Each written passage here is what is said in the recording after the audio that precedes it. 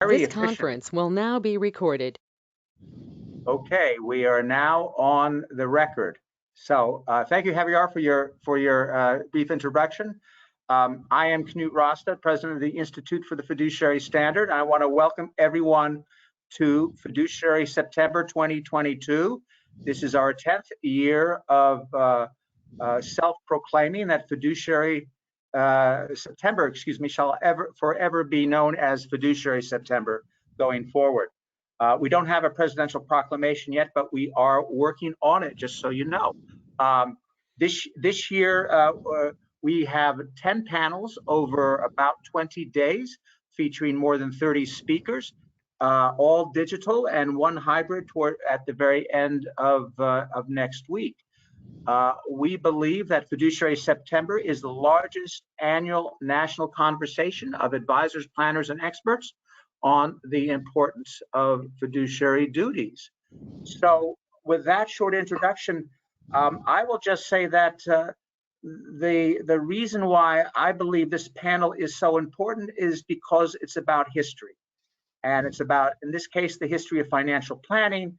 And I'm not sure that the story that Elizabeth and Dave and Dan are going to tell is as well known in the FPA community, much less the financial planning community, as it should be. And I think it's an extraordinarily important story. And it's in the category of believing you know the background of financial planning. Think about that as parallel to knowing about the history of the United States, and somehow you were never taught the history of the 1770s and the 1780s. If that piece of our history was left out, you would be missing something important. And that's where I put the story that these folks are going to tell. And I will stop there and turn it over. I think Elizabeth is going to go first, followed by Dave, followed by Dan, as I understand it.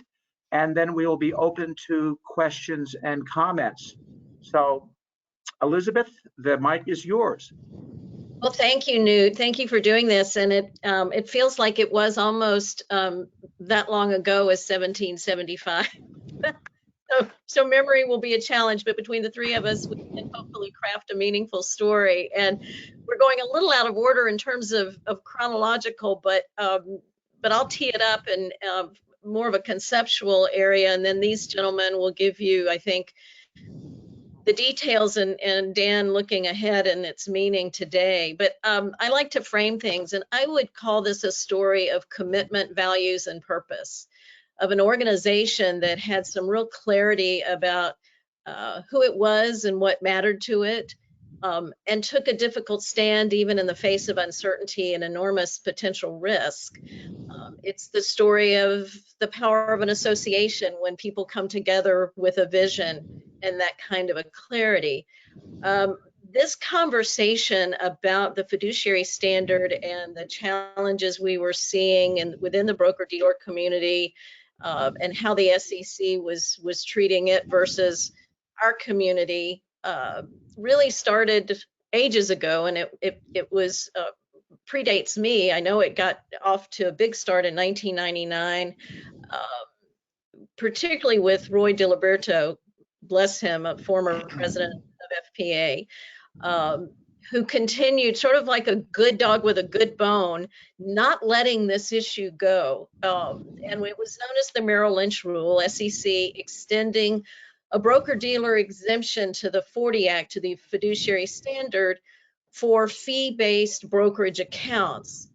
Either they agreed with or had said that in this case, the advice was incidental.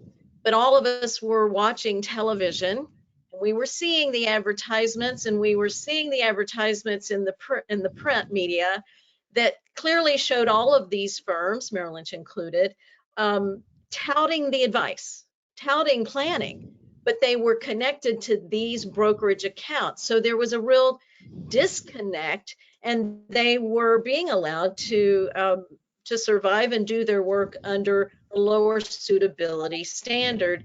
And of course, the public had no idea what this meant or that it was happening And we took real issue with it for a couple of reasons. And that's my version of it.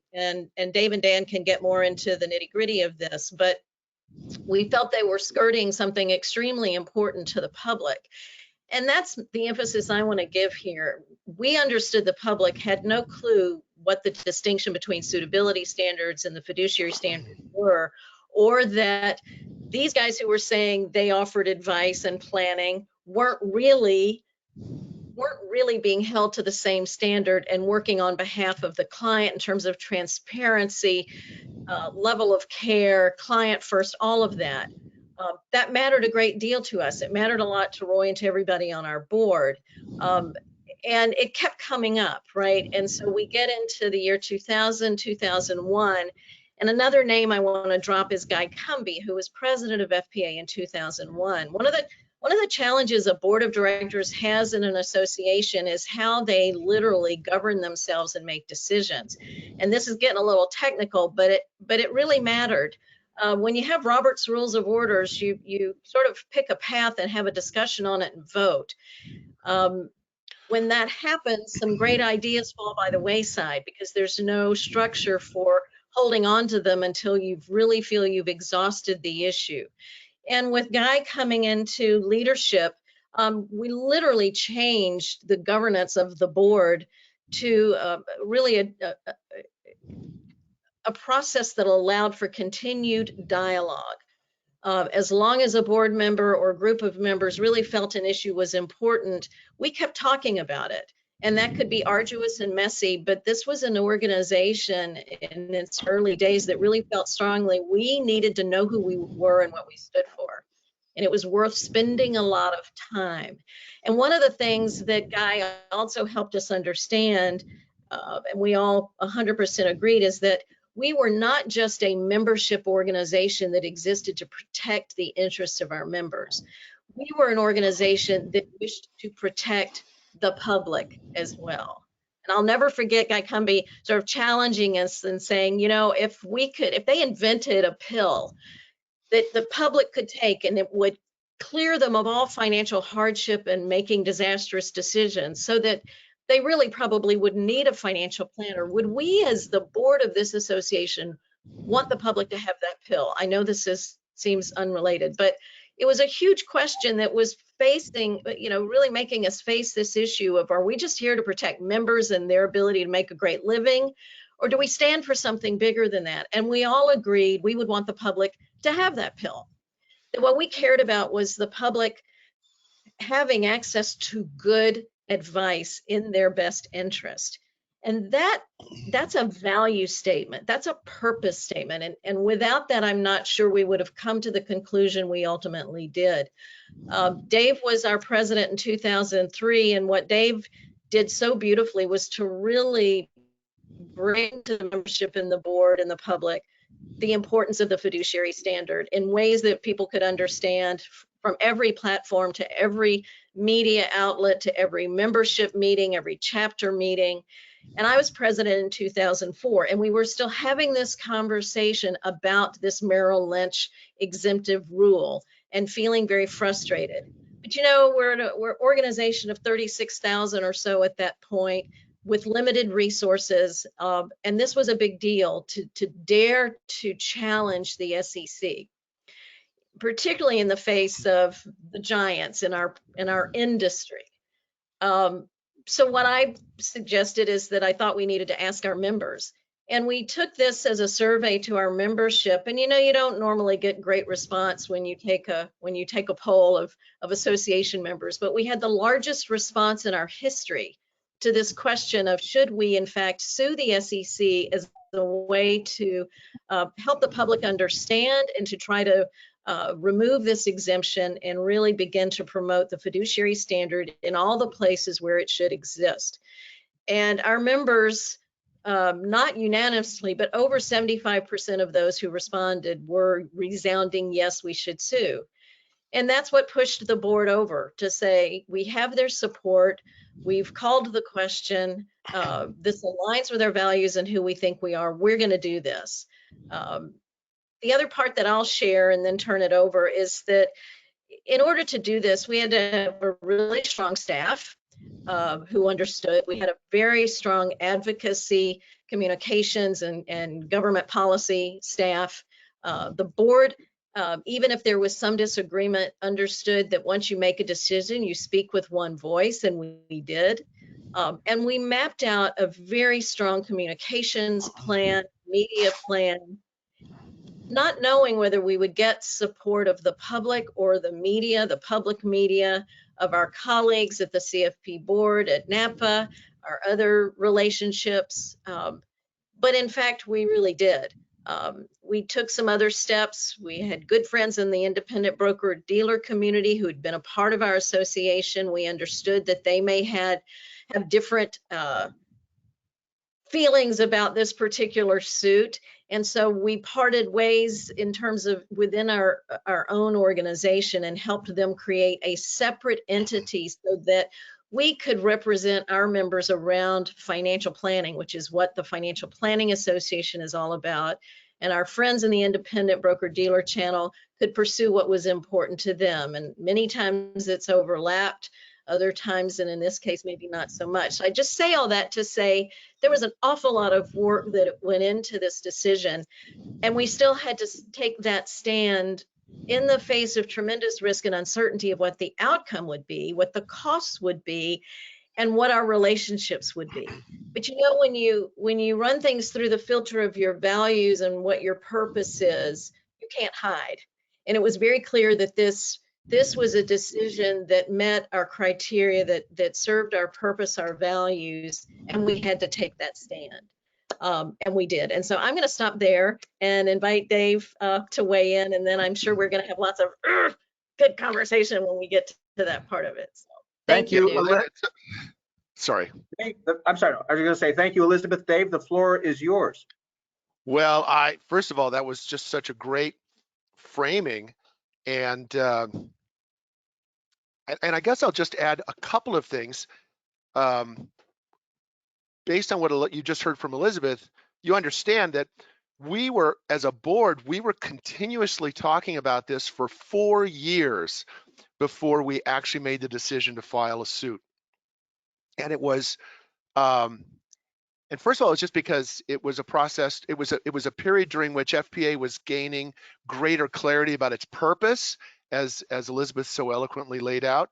But we also had a very diverse board, and some of the board members were risk averse, and it looked like such a David and Goliath kind of contest that they were afraid of doing something that would cost time and money and would not result in any change. And some of it was because we had board members who worked for organizations that liked the broker-dealer exemption, and so so in some, human beings are human beings. Some, if you're living in a world where your employer likes the broker-dealer exemption, you might struggle to set that aside. And so the conversations had to go on until we refined our clarity about our purpose, and then came to the conclusion, and again, I'm glad you mentioned the member feedback, because we as a board, you don't make decisions based on putting your finger in the wind and saying where are the members today. You have to think bigger than that. But on the other hand, it also bolsters a decision when the members are hugely behind it, and we realized it was the right thing to do. And this is actually kind of a theme, and I could tell other stories about other issues and other events where the same thing was dealt with, where the board arrived at a decision that was the right thing to do, even if the consequences were uncertain or even outright hazardous. And so I was very proud of the process. There were some people, I'm sure Roy DiLiberto, I'm glad you mentioned him. He was the one who really launched this thing and made sure that it had momentum. I'm sure he was disappointed that it took us as long as it did. But by the time we got there, we were so grounded in the decision and knew it was the right thing. And the thing that, all three of us as past presidents, and Skip has had this experience as a current president, a current chair and past president, all of us have had the experience of going to DC and talking to policymakers and going to the state houses and talking to policymakers. And if you go in there and tell them a story about how we want to protect our members' commercial interests, they're not very interested. If you go in there and talk about how everything we're doing is driven by a desire to serve the public and protect the public, then all of a sudden it's a different. I mean, I was, so in 2007, that was the deadline for the SEC, because the SEC, the courts knocked down the rule, but the SEC had a period during which they could appeal, and that period came to a close in 2007. And the very night before their deadline to file an appeal, I had a chance to be on the Closing Bell with Maria Bartiromo on this issue, and she's like talking about, she's framing it around our members, and I said, no, this is about public protection, and it kind of like shut her down. It's like, whoa, wait, that's really your motivation? And we were able to say that. There's a whole backstory behind that that's funny, that Dwayne Thompson engineered. It was a weird thing, but it surprises people. It surprises people in the media. It surprises people. It surprises regulators and legislators to hear us talk that way. But we have a history. We can say we don't just talk the talk, we walk the walk. And this is one of our shining examples of taking a principled position that was really not primarily driven by member protection. First of all, we have diverse members. Not every member was going to benefit from having that knocked down. But as an organization, we stand for something. We stand up for the kind of standards that protect the public, because as we've all said again and again, anything that doesn't in the long run serve our clients doesn't serve us, because as a profession, we will not survive in a world where our actions and the rules we live by do not fundamentally serve the best interests of our clients. So that's where fiduciary, it is for the first and foremost for our clients and for the public and the protection thereof, but it actually protects us as a profession, because you don't survive as a profession if the people you serve are not being protected by you and the organizations that represent you. And I'll pause there and let Dan jump in. Thank you, Dave. Dan, you're Thank you, on. Dave. Yeah, tell you what. Ditto to all that first. Good job, everybody. So I'll add a couple little tidbits to the whole thing about the decision. We actually technically, if you recall, had to sue the SEC twice, because the rule was proposed, I believe 1999, 2000-ish, and it remained in a proposed status for the entire first half of the decade. So we had to sue to get them to make the rule final, and then we had to sue over the final rule. There was a lot of risk. Most of the risk, however, was pointed at FPA. We didn't view it as very risky to the public's interest in filing this suit, because we figured if we lost, they'd be just as screwed over as they were at that time. They weren't nothing new bad was happening to them. We were stopping something that was inappropriate. There were so many elements, technical elements of it, that just made it clear to us this is a bad rule and it's got to go. And one of them was the disclosure. I don't know if you remember the disclosure that was required to be put with these fee-based brokerage accounts. Now, I don't know about you, I'm not a lawyer, I didn't go to law school, but my understanding of a disclosure is that it is supposed to tell somebody something that's important. And it's supposed to be enough information that it aids them in making their decision. But that wasn't the case with this thing. This thing said, you must have a brokerage account to receive these services. Your account will be a non-discretionary brokerage account and not an investment advisory account regulated under the Investment Advisor Act of 1940. This is offered solely, investment advice is offered solely incidental to Firm A's broker-dealer services. Here's my favorite part. For details about the features, benefits, and fees associated with each of these services, please ask so-and-so for a variety of literature. There's different things that they could have put in there. So they basically used a bunch of industry jargon that nobody understood, and then said, if you want to know what this means, ask the person that's giving you the disclosure. It was nonsensical.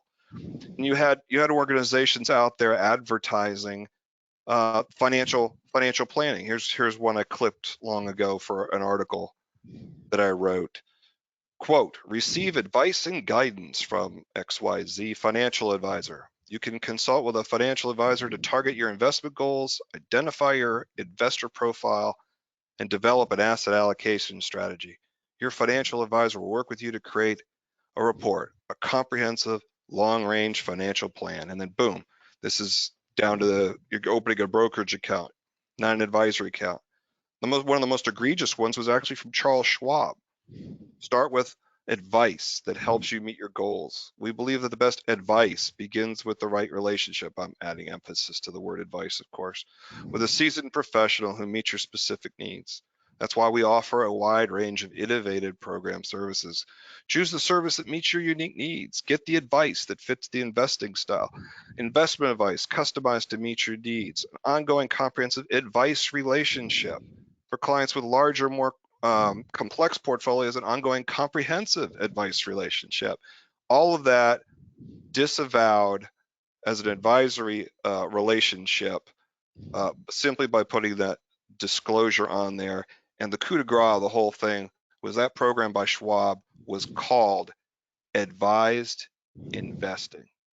I could not for the life of me figure out how a program called Advised Investing that used in that little ad the word advice 10 times, not counting where it was in the disclosure, the crappy disclosure, how that could possibly be incidental.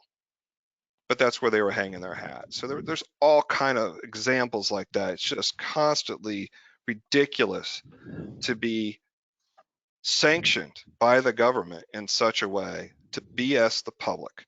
Giving the wolf a sheep's costume is how I phrased it one time. So it was you cannot build a profession on anything but a fiduciary standard. That was clear to us at the time. Dave gave a great talk at one of the conferences and made the point, you know, all of this regulatory stuff, it's very confusing. If you want to make sure you're in good shape, behave like you're a fiduciary, even if the law won't hold you to that standard, and everything's going to be okay.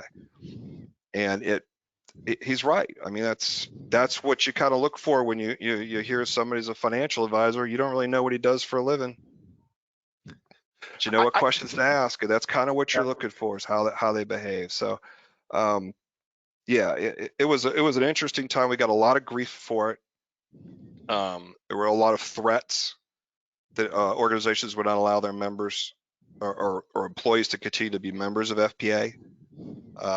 We didn't know how big the financial planning profession was. We still aren't entirely sure about that, how big it is, right? And there was a great deal of anxiety about what that would mean for the association, and by extension, what that would mean for the profession, because the association, part of the association's reason for being is to advance the profession. So it was definitely a scary time, but it was worth it. I don't say that just because we won, although that helps make that statement.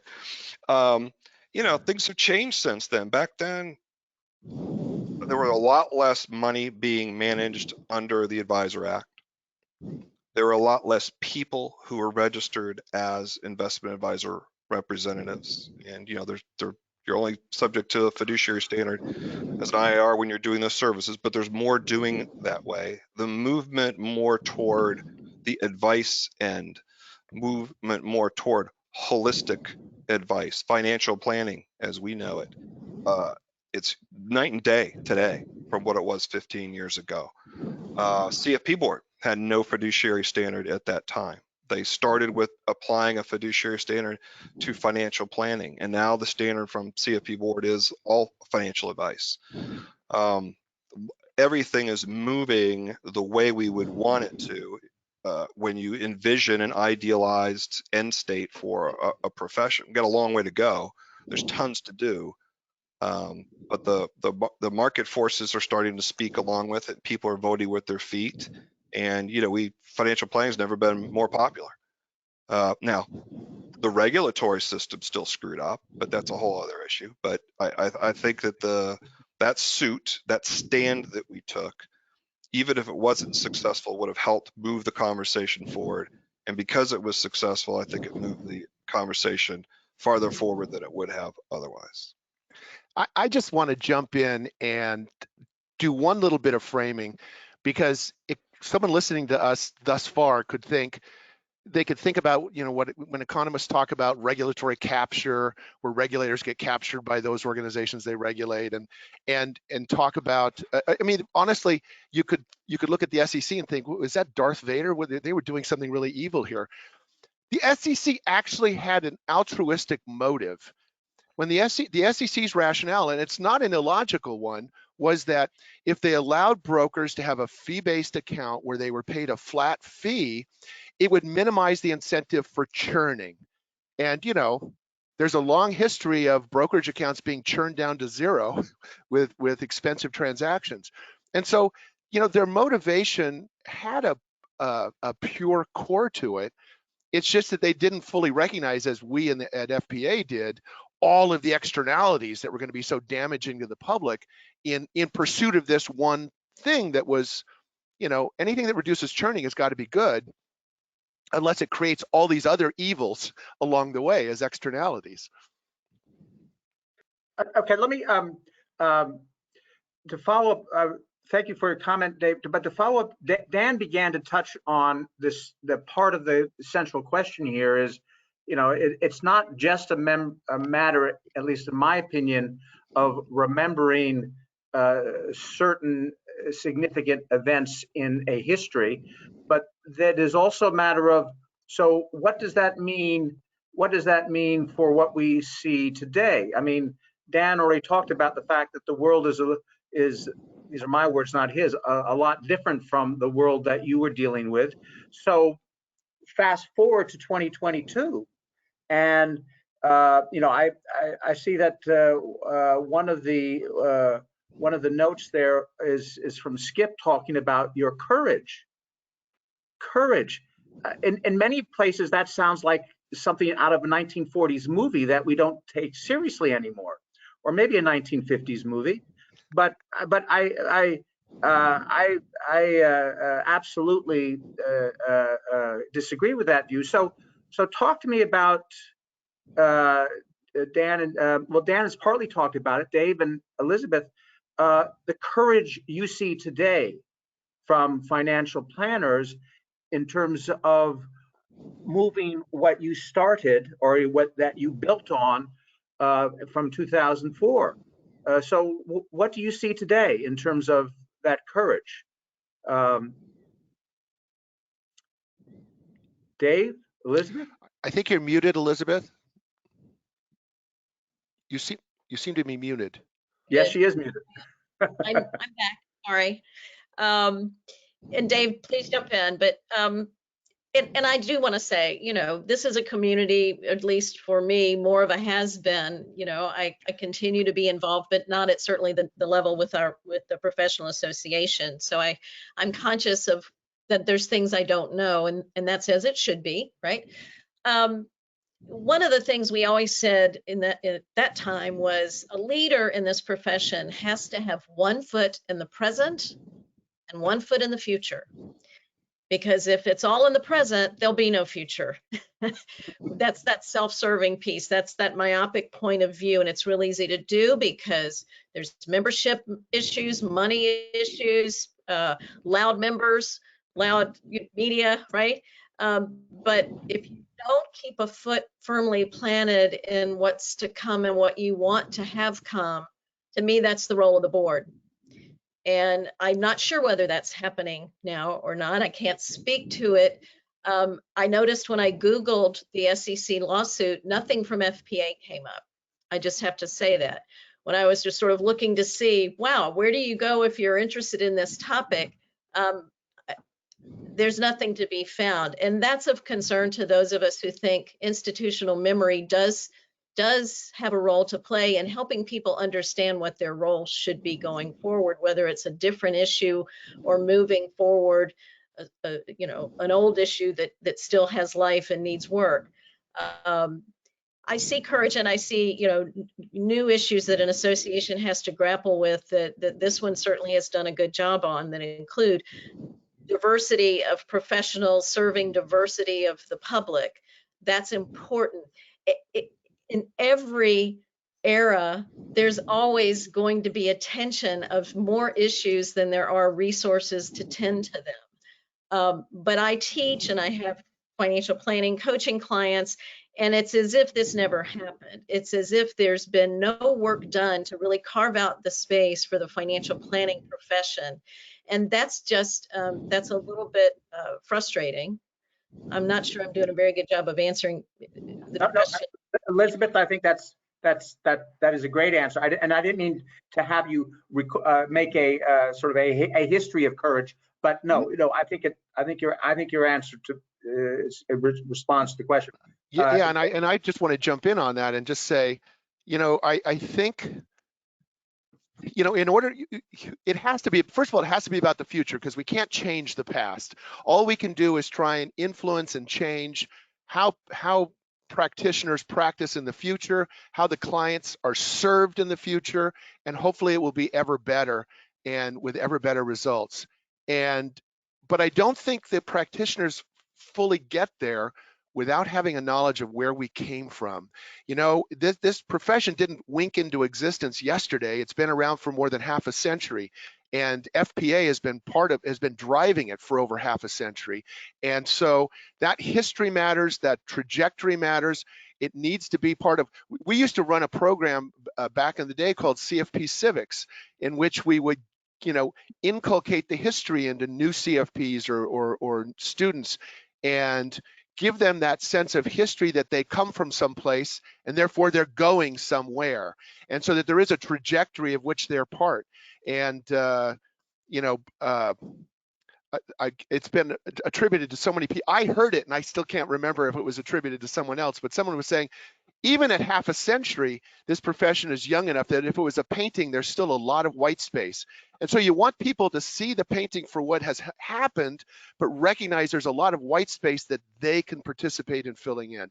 And the other thing I'll say is that, I'm going to continue to make this about FPA. Well, this is all about FPA. FPA was the organization that took this stand that we're talking about, this courageous stand, is that one of the things we talked about over those 4 years coming to this decision, and one of the things I'm confident that FPA boards talk about to this day is, or worry about to this day, is if we take a principled position on something that is not universally popular with our membership, are we going to alienate some members? Are we going to lose some members?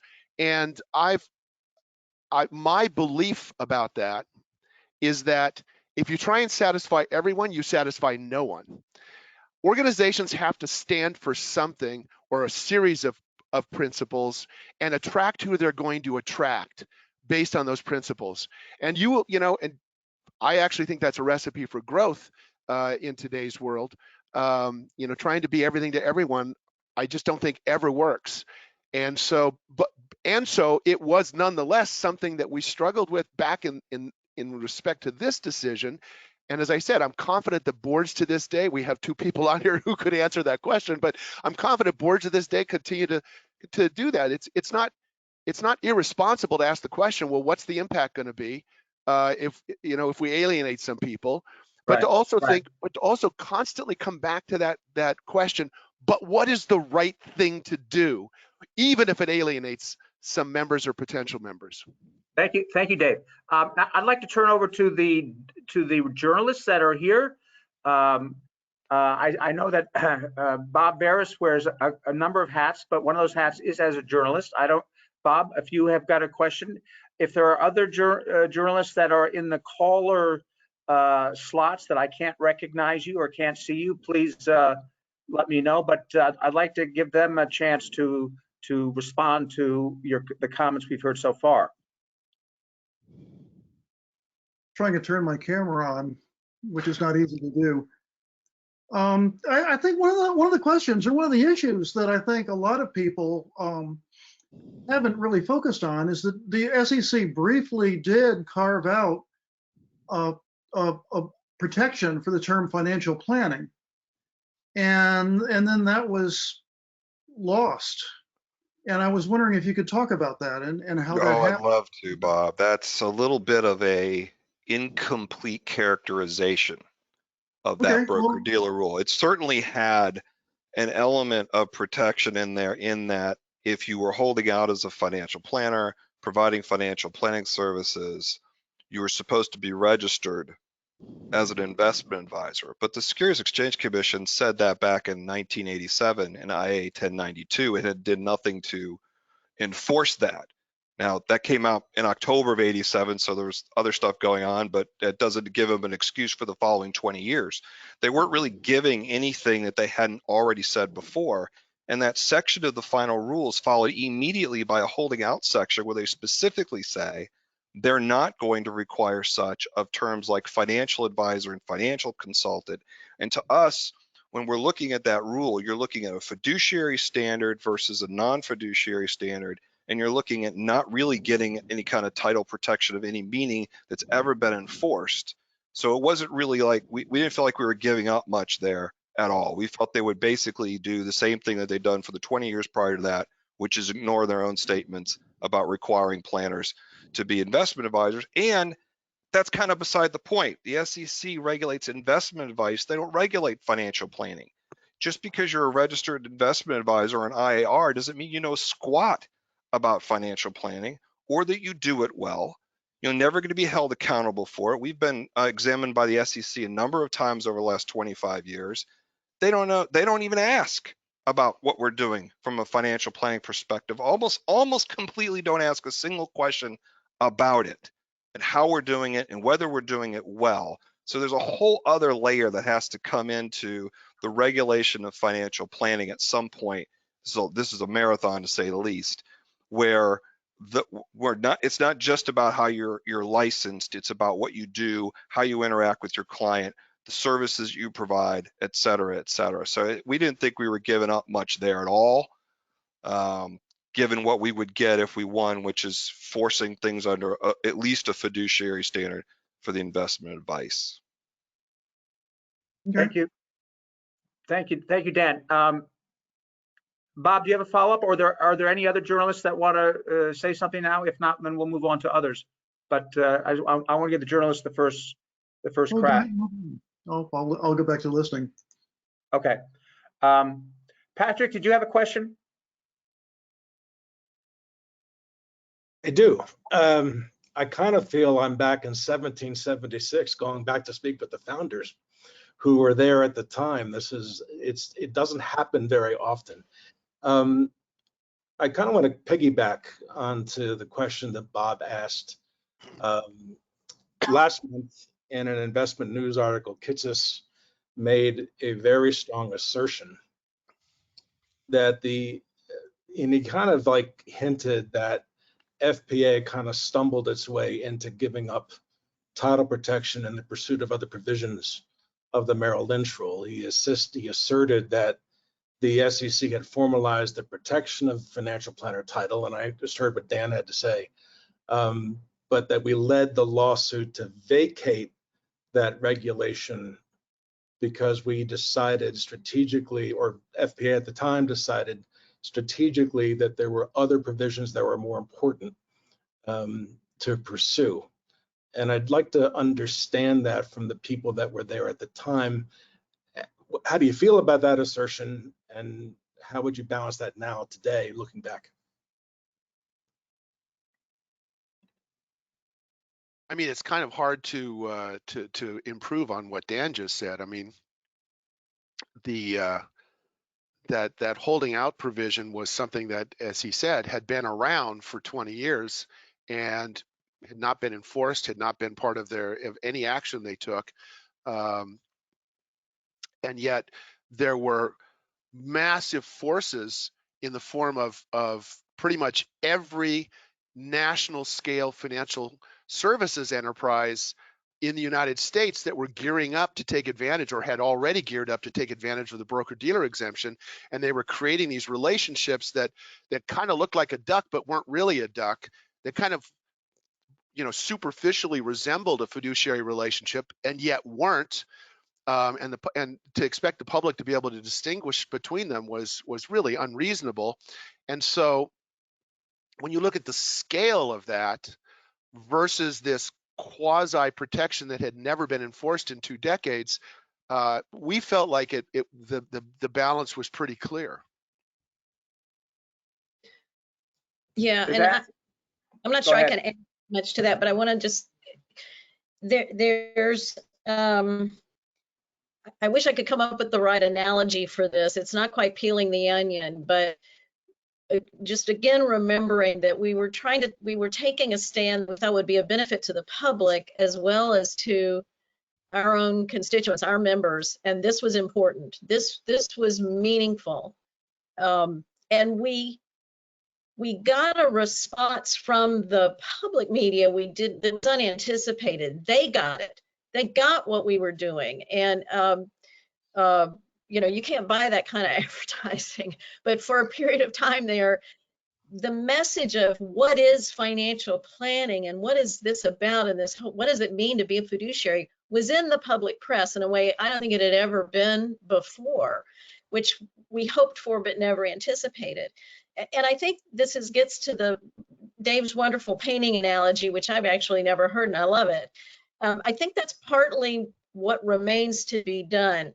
The SEC does not understand financial planning. We've continued to evolve into a helping profession with very clear body of knowledge that has only grown in significance and breadth and depth. And so we are farther than we were 20 years ago in terms of what we do versus what somebody who is simply an investment advisor does. And yet the SEC has no clue or understanding of that. So part of this work is on the shoulders of what it means to be a fiduciary, but also what it means to do and be a financial planner. We took one issue at a time. That one's still on the table, and please go take it. Please go get on it. Please run with it. Because we have planners in different states who you know can't charge anything but AUM because the SEC doesn't understand that still doesn't understand advice is worth paying for, but they're happy to give exemptions on fee-based, you know, non-advice. So that's kind of where I go with this. The only thing I want to hear.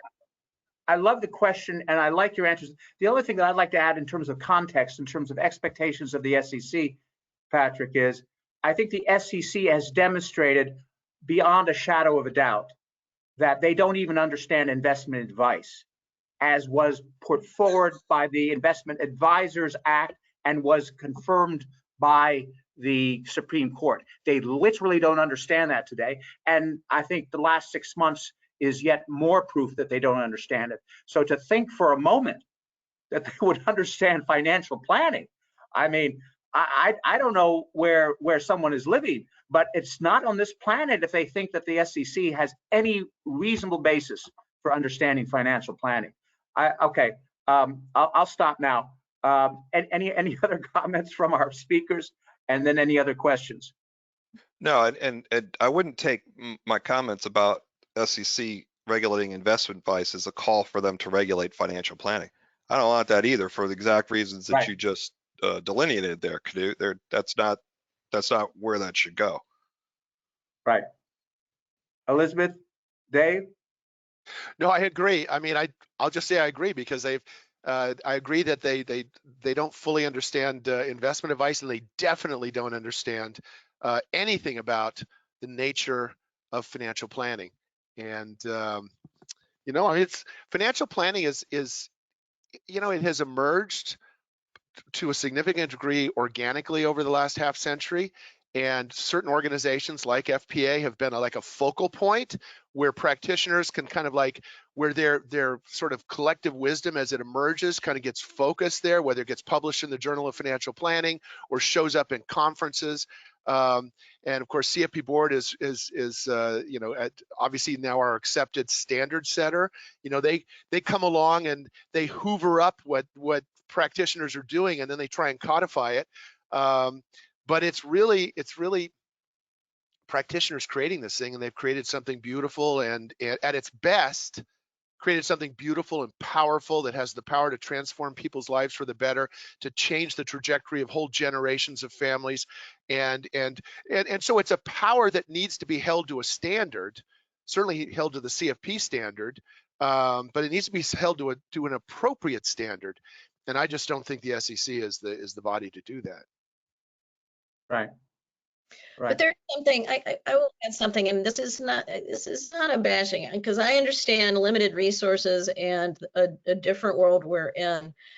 But there has been a long period of time that has felt like our associations have done a lot of navel gazing and internal administrative cleanup, and that nobody cares. Members don't care. And I know there's media and all kinds of people on this call, but it's true no matter what profession you're in. There's a lot of work that has to happen internally just to keep the lights on and stuff going on, and all of that's important. But if that's all we do, we're not busy taking a stand in furthering the profession. And so that's a hard balance, and these have been some unprecedented times, obviously, that we've gone through, but that's the role of a board in part, and passionate members. And I think for me, part of what I would love to see is more of this conversation around what is codified around what is financial planning, and how are we communicating that with one voice to the public, so that we can begin to build the sort of regulatory and recognition system that we want. We've been fighting with that for a long time. Everybody should read Dick Wagner's book, as weird as it is. It's probably the best thing ever written that talks about what financial planning really is.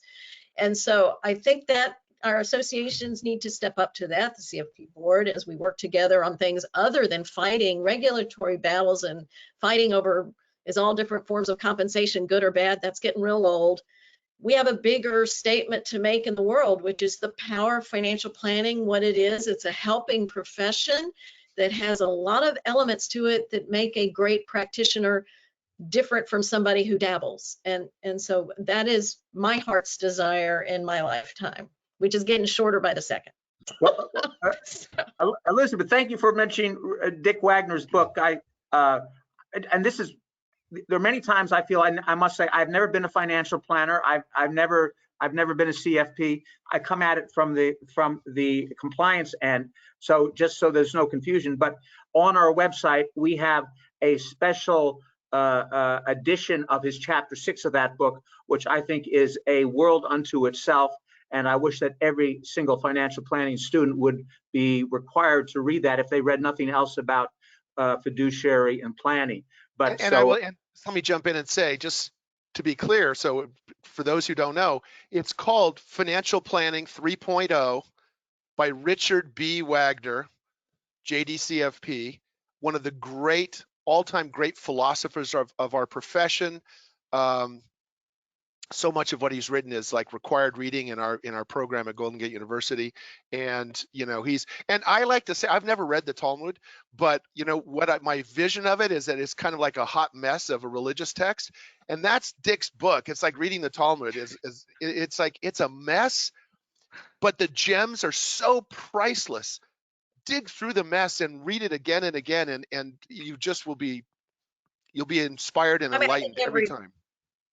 Every board member should be required to read it, of any association, or at the CFP board. They should be required to work through it and have conversation about it, and to read To Think Like a CFP, the article, To Feel Like a CFP by Elisa Bowie. These are seminal. Every profession, every field evolves, we know that, but there are seminal pieces that help to define and shape it, that don't go out of style. And that's what you still have here that we're alluding to, and that every generation of planners, I have my students read the book. That's their textbook. They read the articles, and they are somewhat transformed. They begin to get what they're part of and what their responsibility is, not only to their career and their clients, but to this profession. Well said. Bob, do you have any final question before we turn in for the day? Bob Veras? I guess not. Oh, I'm fumbling with my speaker, but no, I don't really have any other questions. I think this was a good presentation. Thank you for it. okay. All right. Before I give each speaker a final comment, I I do want to say that because you talked about the future of the profession, that one of our panels that I'm most enthusiastic about, well, I'm enthusiastic about all our panels. You know, it's like your children. You know, you can't play favorites. But on September 21st, we have a group of millennials talking about the future of financial planning. And they're all CFPs. They're all accomplished young people. And I'm just looking forward to hear it myself. So that's my small plug-in for one of our panels for next week. So Dan, Dave, Elizabeth, any final comments? I would. Well, thank you for letting us get the band back together. Dan, sorry. No. Dan, I would just say that, you know, we're talking about some institutional memory. You know, some elements of what's gone on in the past in the history of financial planning that is at risk of being forgotten. I can't speak for Dave or Elizabeth, but I suspect they feel the same way. It has nothing to do about, you know, remember back in the day, right? When we were involved, it was, you know, don't forget us or anything like that. It was something that dawned on me when I first started to get involved as a local ICFP chapter leader in the late 90s. When you take on a role at an association, any of the organizations in our ecosystem, you're going to finish things other people start, which is what happened to me with this lawsuit. The seeds of that were planted long before I ever showed up. And you're going to start things other people are going to have to finish. And you need to show a very high level of respect to both ends of that spectrum if we're going to be successful in creating a profession. I mean, I think financial planning is a profession, but the law doesn't. An academic would say no. The public, most of it would probably say no. But when I think of profession and all the most noble aspects of what a profession is supposed to be, I certainly find financial planners to be in that group. So if we're going to advance the profession, we have to have a respect on both ends of that spectrum. We should act boldly when it's called for, but we shouldn't act boldly just to act boldly. We had a little bit of an ace in the hole with this whole process in that it was done through the court systems, and we could kind of quantify and contain what the cost of the association would be in hard dollars, time, and resources.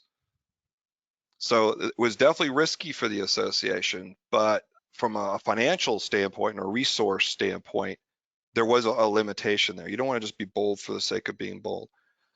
There is so much work to do. There is no way in hell FPA can do it. There's no way in hell CFP board can do it. There's no way in hell NAPFA can do it, or the Institute, or any of the other groups out there. We all play a role. There's tons of places for you to volunteer. If you're interested in where we've come and how far we've come and where we need to go and how we could get there, get involved somewhere on that spectrum. Learn about the past, set up your success for success, and do what you can while you're in the office that you're in. Dan, you know, that's my plea to the community there. That is so well put, so articulate. And this is going to sound like a plug, but you know, I wrote a piece in the Journal a few years ago called A Concise History of the Financial Planning Profession. And to your point, I mentioned not one name. I focused on the organizational developments that led to the rise of our profession because I wanted people to get a sense of that trajectory and the big developments that have gone before. And, you know, we have to be forward looking, but we have to be forward looking, understanding where we came from. And so I would make an argument for CFP civics, and not CFP civics about, you know, glorifying us old farts. CFP civics about understanding what organizations and those who led them and those who served them did in the past to bring us to this place we are, which is a place that, you know, 50 years ago our forebears could barely dream of. But we're standing on the shoulders of giants, and we can dream further. We can think, well, it can be even better. So well put, and Knut, you know, thank you for allowing me to be here. Well, listen, thank you all for speaking. Dave, please send me that article you're referring. And in my files, I found, and I shared this with Dan, an article that he wrote into September 2007, the view from July of 2007, and 4 months after the decision. So I want to put this and other items on our materials list that are associated with this panel. So listen, thank you all for joining. Thank you those who were here to listen. And again, next week, September 21st, to get a picture of the future according to a group of millennials. Please tune in. So there, thank you very much. So Thanks, Knut. all right. Yeah.